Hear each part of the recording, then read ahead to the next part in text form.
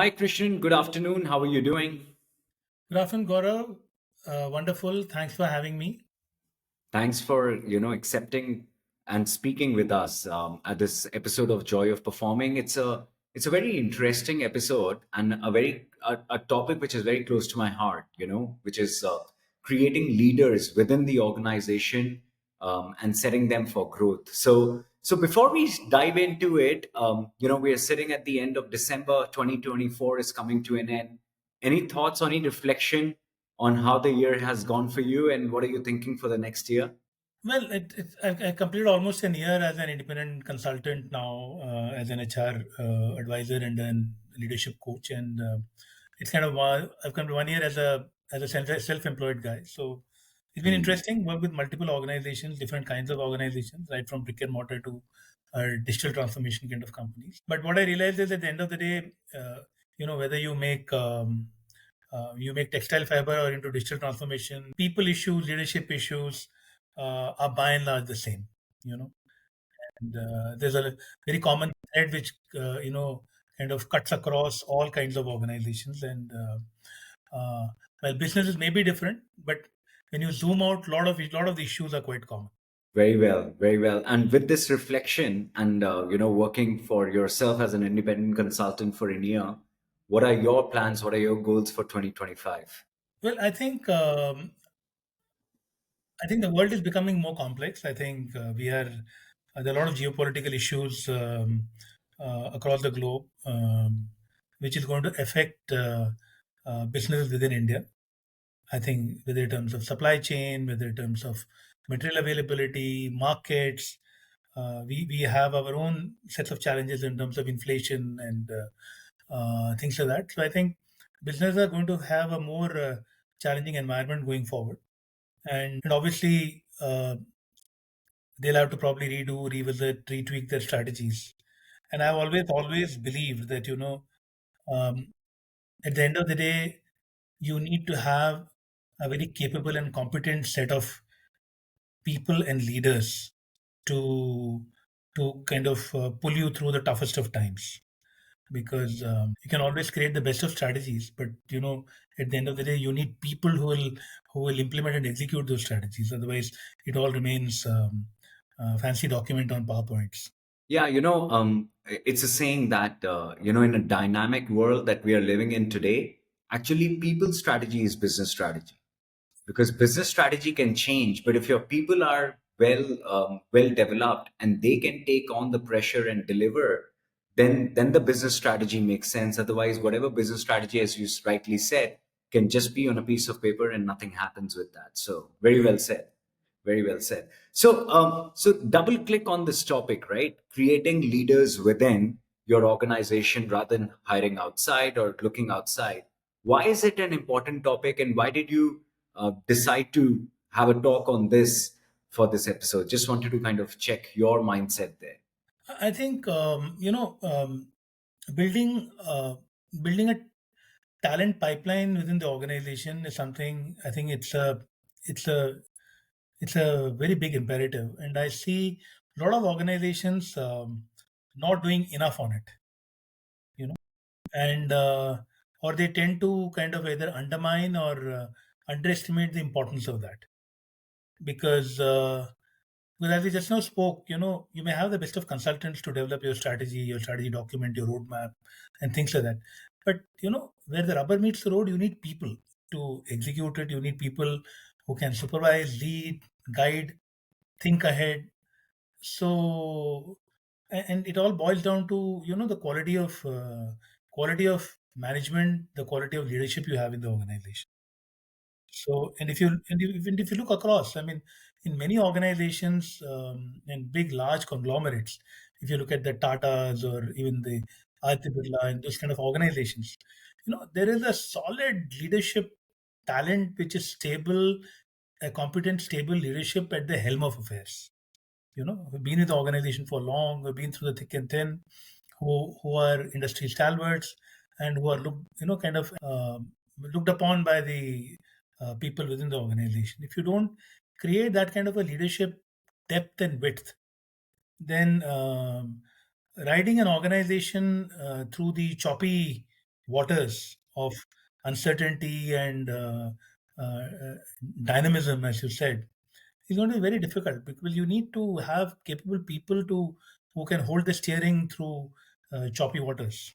Very well. And how is it possible to create that people's strength and making them be fine with any kind of environment that kind of uh, hits the organization at any given point of time? What are the few steps? Like, how do you practically do it and not just theoretically talk about it? Because I know every organization want to do it, they talk about it, but it's very difficult to execute on something like this. I would say it is actually, to a great extent, it's an organizational mindset to begin with.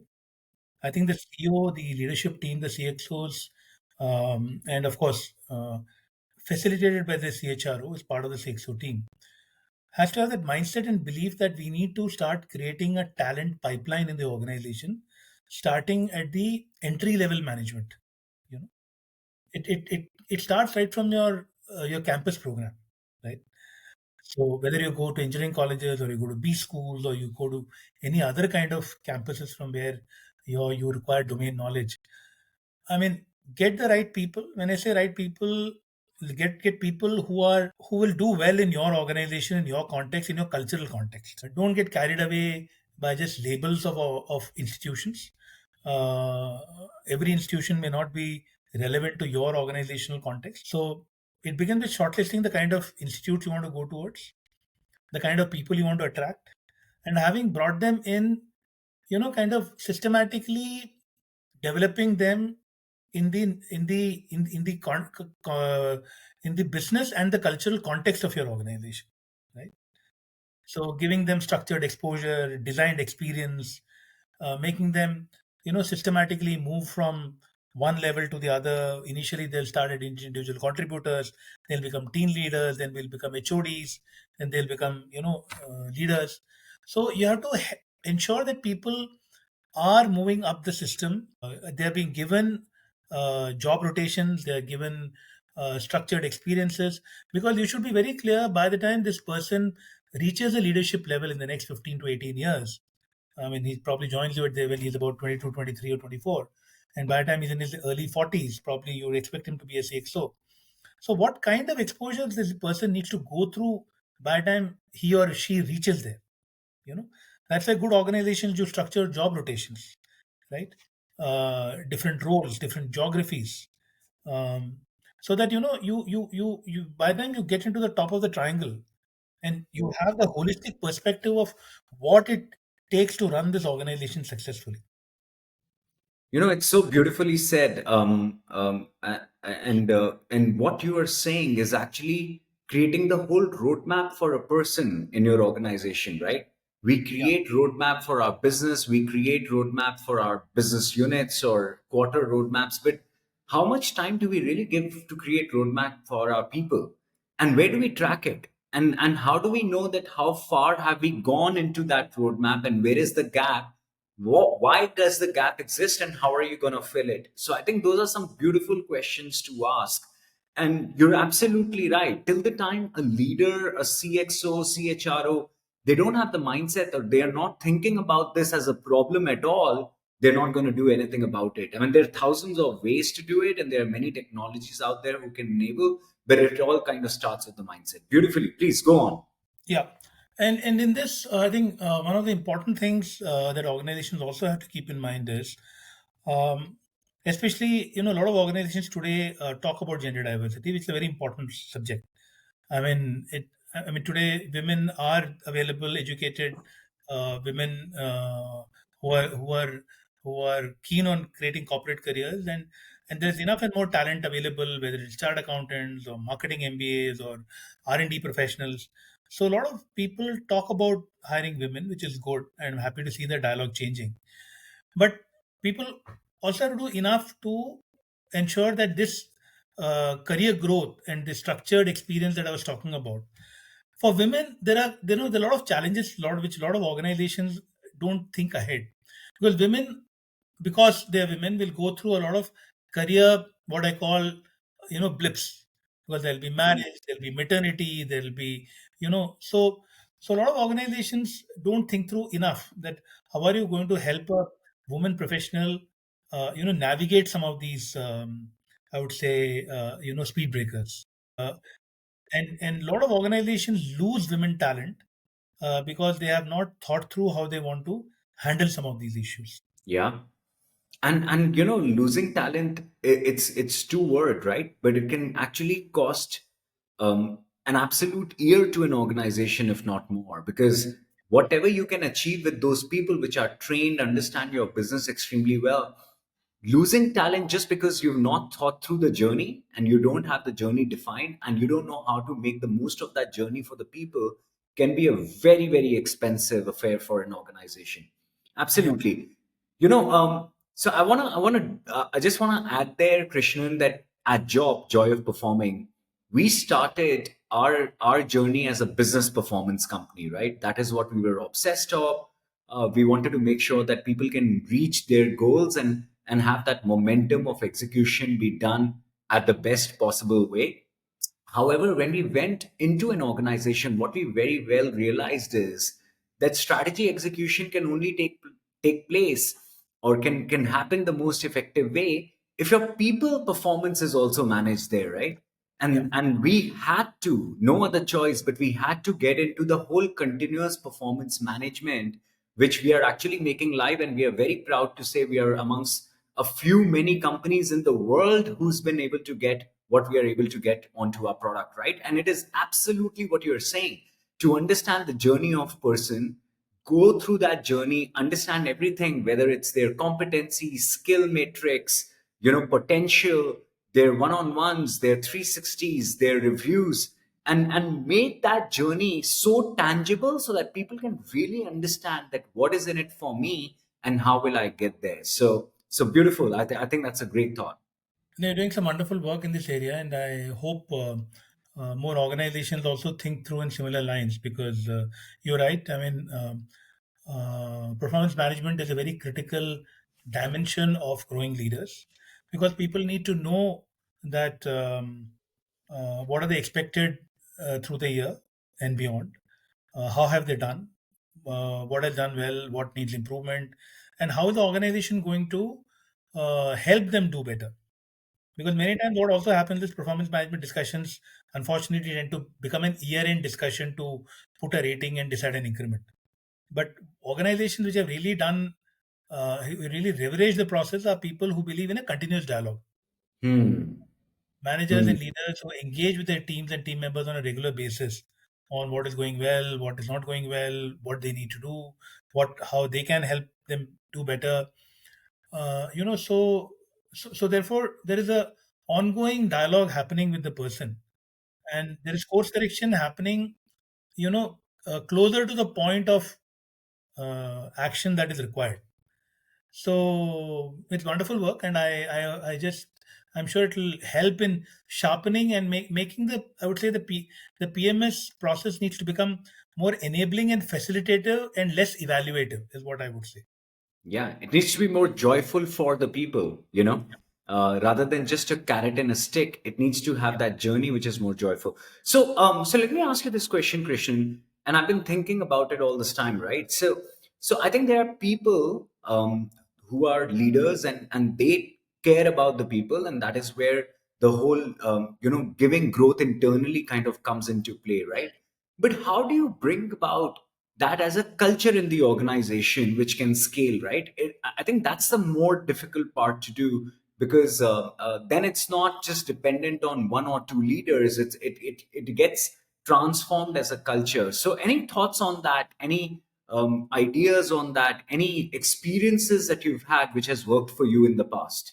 Look, I would say leadership development is a mindset because um, what what every leader has to think is that if I need to grow, I need to take on higher responsibilities. Whom am I grooming to take my role? Right? Unfortunately, because people don't realize that it's a kind of an interlinked chain reaction. If a person at say three rungs from below is aspiring to uh, go another three rungs to the topmost level, then there has to be someone at rung 1 and 2 who is getting ready to take over from him or her. Right? So that's where what we typically also say succession planning, right? So, in fact, I remember one of my early organizations that I worked with. It was very clear. You cannot just in the appraisal go and discuss with your boss that I've done so much good work. I spent 3 years, and am I getting promoted? The question that's going to be asked back to you is, if you get promoted, your role will be changed, enlarged, or moved to a different. Whom are you grooming to take over from? And if you don't have an answer to that question, you jolly well don't talk about your promotion. So the point is, I would say, is again it boils down to the culture from the top. So it is like it's like a water wave moving. If I have to move up and take on larger responsibilities, then somebody needs to be ready to take over from me. You know, then you start looking at the mechanics. Like for example, lot of organizations do, and I'm a strong believer of that, of something called an assessment center, right? So where you actually see whether people who are like typically what happens, you start off as an individual contributor. Then you become a kind of a team leader where a couple of people start reporting to you. Then you become a manager where a couple of leaders are reporting to you. Then you become an HOD kind of a person or head of the department, a couple of managers are reporting to you. So what happens is that the first thing people should assess is a lot of people are very happy doing individual contributor work and they are not really keen on doing people management work, right? So especially people who are very scientifically oriented, R&D people who have deep domain expertise, who love the work they're doing, they love the research they're doing, and they want to just work on so they want to do more in the depth of the area, not the width of the area. And they may not even want very large, teams under them. And so organizations, first of all, have to be very clear: is this person to be groomed as a domain expert, or you want to groom him for management and general management and leadership roles? So, so because both kinds of people are required. Unfortunately, organizations tend to give the signal that if you're not a people leader, you're not important for us. Yeah. And that's so untrue, right? I mean, Yeah. you need subject matter experts. You really need the depth in order for you to move forward in the business. But yeah, I totally And agree with you. and I mean, just to give an example, which I think many people can relate to. I mean, Sachin Tendulkar was made the captain, but he gave up the captaincy by himself, and he said that, look, I would rather focus on my batting and add value to the team with my experience in this thing. I don't want to carry this pressure of uh, you know captaincy, and people were quite okay with it. And he continued to play as a batsman who could also bowl. And I don't think anything was less because he was a captain for a very short while. So so there may be people who are domain experts are happy to be domain experts. That's one dimension to be looked at. And second, of course, is that um, uh, you also need to understand that people, especially individuals, get carried away with the markers of leadership. You know, like for example, a better designation, maybe a visiting card which says something else, or a cabin, or a a more swankier car, or a corner office. Those are all markers. Organizations, bestow upon you certain authority, certain some decision making powers, because at that role you will require all that. Some level of empowerment has been given to you, but that doesn't make you a leader. Those are just enablers. What is going to make you a leader is, are people working for you in your team under you, do they really accept you as a leader? You know, do they feel that uh, they can learn and do better by working with you? They'll be able to accomplish things more by working with you. So it all boils down to your value addition and impact as a leader. Hmm. So let me ask you a question. So we've been talking about how important it is to create, growth or leaders within your organization than hiring outside. Let us maybe take one step back and think about, if the organization does not give it importance and does not give the time or the effort it requires to create leaders, what is the cost to that?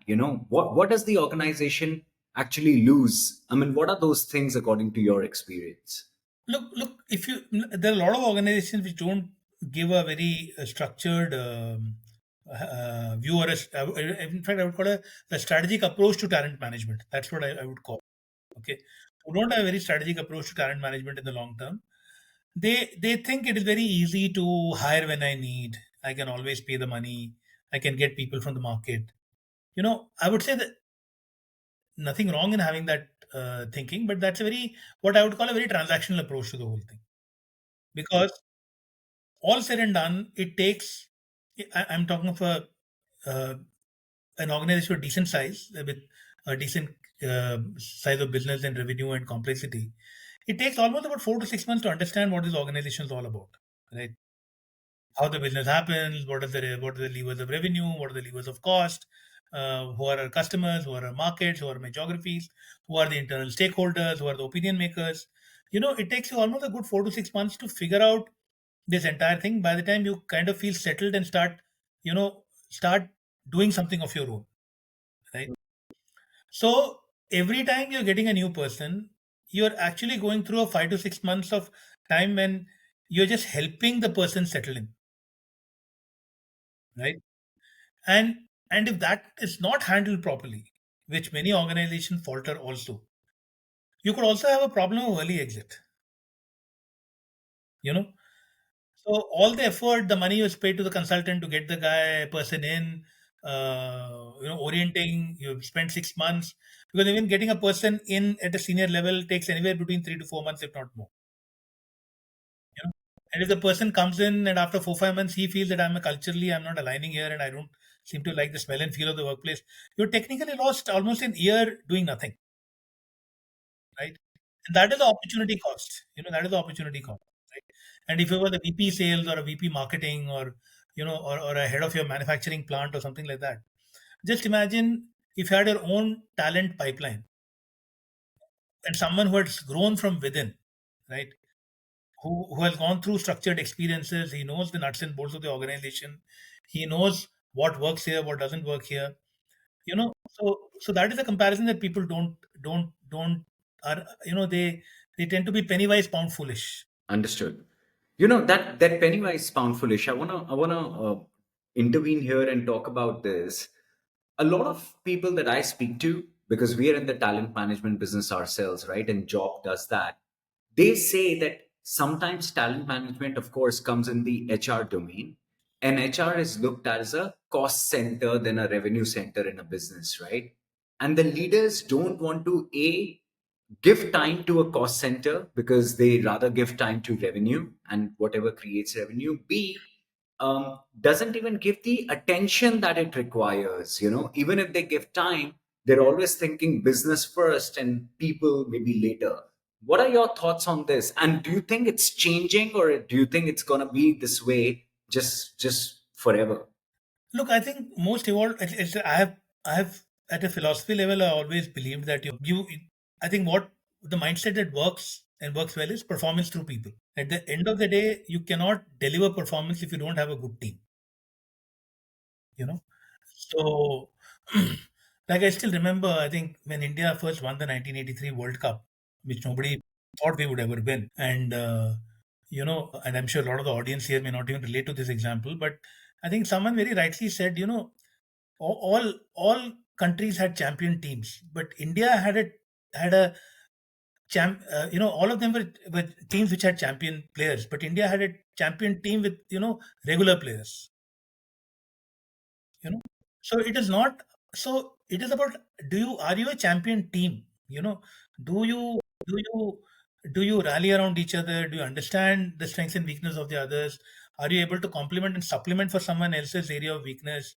Are you able to as a team pull it through? Because otherwise, and a lot of leaders tend to have this very what I'd call very macho self-image about themselves, that that like I'm the person who will making this happen, right? Well, because success can sometimes be breed arrogance and egoism also. you know so yeah. So so I think some of the things you can also do is, like, we also in the matrices of people, we it was not very easily acceptable. In one of my organizations, we said attrition has to be a metric in your KRA, especially managerial attrition, right? And any, especially even in the front line, especially in the sales, etc. If there's an area sales manager or assistant manager, and under whom frontliners like SOs are working, and if there's a high attrition of frontliners, and we used to get this flagged, we'll figure out why are people not sticking under this guy. You know, it's not that. Uh, so if you start flagging it and making people accountable for retention, you know, uh, then because what happens is that many times organizations don't make people accountable on people issues. You know, what are people saying in exit interviews when they're leaving? If there is a consistent feedback about an individual or his or her style of working, this thing, so these need to be flagged and fed back. That's when people start realizing that uh, retaining talent is not just HR's responsibility, and if I'm not doing it, I'm going to be held accountable for it. There's a very famous saying that people join great brands, but they leave because of lousy managers. Absolutely. Of course. And I was just going to say that measure what matters and whatever measure gets better, right? So, totally with you. Totally with you. Great. So let's go on to the technology side of it. Now that we've understood the space, we understand the cost of it, we understand why is it important. How do you even do it, right? I mean, one way is to do it on Excel, on like doing it the rudimentary way, right? But there is now a lot of technology available. Uh, any technology that you recommend, any tools that you recommend that can really help to make this happen in an organization? Look, I've always believed. I mean, I wouldn't name platforms, but having at very generic level, what I would say is I've interacted with most of the big platform players, and I know quite a few of them. What I would always say is that we have come to an age where HR tech is becoming imperative and non-negotiable. Okay, because there are a lot of data points and matrices that one needs to track. There are a lot of information available in the system, and you need a tech-enabled system to help you. What I would typically call moving from data to information to insight to action. Wow. I want to repeat that: data to information to insight to action. Yeah. Beautiful. Yeah. So, because data is spread all across the organizational ecosystem in a very fragmented, it's almost like littering. Data is littered in the organization. So, but you need some way to, put that data together, give you some information so they can draw some insight and so that you can take some meaningful action. Now, the point is that we are living in such a uh, dynamic and fast-paced world, which I mean, all of us have learned about the term VUCA, and of course, there's a new term called Bani. Leaving jargons aside, the point is you need to also take action with speed, because you cannot take your own sweet time to analyze the data, get the information and the insight. But by the time you decide to act, the timing of the decision itself has gone. The relevance of the action has already gone, right? So by the time a new dynamics has happened. So that's why I tell people that invest in technology, automate your what I would call the transaction or what I'd call HR services first.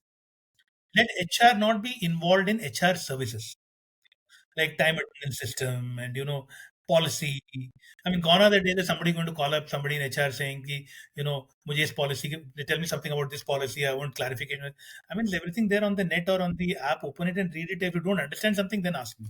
You know, so leave management system, all those things. Similarly, a lot of the appraisal systems, because evolved organizations, what they've done is that if they have an ERP like a SAP or whatever they have, they'll buy a tech HR platform which will integrate with that ERP system so that all financial information we can flow into the performance management system. I mean, I don't have to ask somebody. I mean, the AOP targets are already loaded for the year.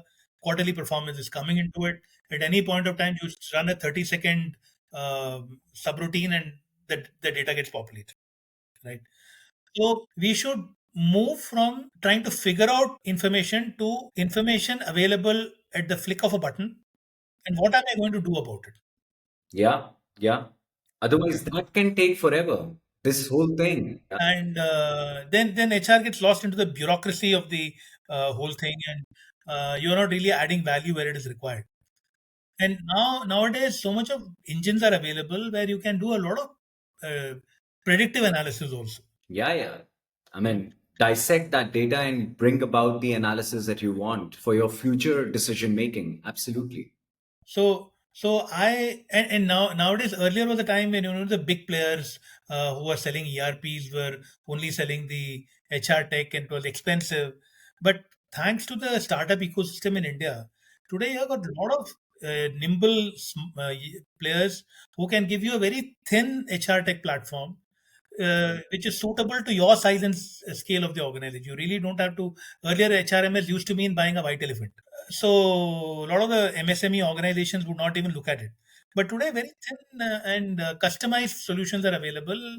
Even then, a lot of organizations don't do it uh, because they think it. I mean, I have people to do it, and what happens? They don't realize they keep hiring armies of low end, low skilled people to do clerical jobs rather than automating it and aggregating all that money to hire more competent people to do higher, the higher end jobs. Yeah, yeah. I think we have this problem of throwing people to the problem, right? Exactly. But that does not work. You need to find the right solution for the problem and scale it, and that's the only way to do this. No, no, thank you, thank you, thanks for your time, Krishnan. This has been a very, very insightful conversation. I personally got a lot from this, and I love this part where you say data to information to insight and action. I'm totally going to use it, with my teams as well. But thank you. Any parting thoughts? Anything that you would like the audience to take away as last thoughts? Look, I think there are two quotes which have always stayed with me. One is, I think this was by Lawrence Bossidy, who used to be the Allied Signals CEO. He had once said that at the end of the day, we bet on people, not on strategy. Hmm. And I think it's so powerful, that you can have the most flamboyant strategy prepared by the most high profile consultant in the world if you don't have the people who is going to get it off the ground. And second, I think it was said by Peter Drucker, and he said, culture eats strategy for breakfast. So what he essentially said was that if you don't have the right culture in your organization, you know whatsoever strategy you might do, the bad culture will just swallow that strategy up. So have the right culture, get good people, nurture and grow them, grow your internal talent, or sometimes people say grow your own timber, you know, and focus on performance through people and creating your own leadership pipeline for the long term. I think many CEOs have talked about it, but I'm still many need to adapt to some of these thinking. Yeah. So can I sum it up by saying get the joy of performing, right? Because you Of need course, to get yeah, not literally the job product, but actually the joy and performance needs yeah. to be there for an And organization. maybe you can add one more P to it: joy of performing through people. That's even more powerful. That's even more powerful. Thank you, Krishnan. Thanks for your time, and we will definitely be in touch. So, if anybody wants in the audience to be in touch with you, what is the best way to do that? Well, I'm there on LinkedIn. I'm reasonably active. Of course, I go. So LinkedIn is, I think, the best way to do it. I think I get a lot of messages in my email and inboxes, and happy to connect. I mean, I do that quite often. I think that's the best place. Yeah. Hey, wishing you and your family the best in 25, and let's be in touch. Thank you. All the best to you and the EOP family, and to all of you. I think you guys are doing a wonderful job, and we look forward to staying in touch. Absolutely. Bye. Take care now. Bye.